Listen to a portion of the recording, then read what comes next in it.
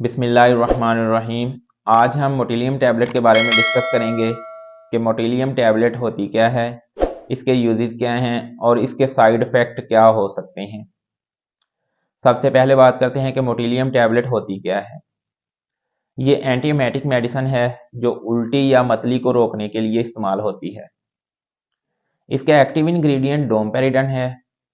इसको खाना खाने से थोड़ी देर पहले इस्तेमाल करते हैं। अब हम मोटिलियम टैबलेट के यूजेस के बारे में बात करेंगे। ये मतली और उल्टी को रोकने के लिए इस्तेमाल होती है। इसकी मुख्तलिफ वजूहात हो सकती हैं, जैसे अक्सर लोगों को सफ़र के दौरान मतली या उल्टी की फीलिंग होती है, उसमें मोटिलियम टैबलेट इस्तेमाल होती है। बदहज़मी या पेट के दर्द में जब मतली या उल्टी की फीलिंग होती है, उसमें भी मोटिलियम टैबलेट यूज़ होती है। उसके बाद फूड पॉइजनिंग की वजह से जो वॉमिटिंग होती है, उसमें भी मोटिलियम टैबलेट यूज़ हो सकती है।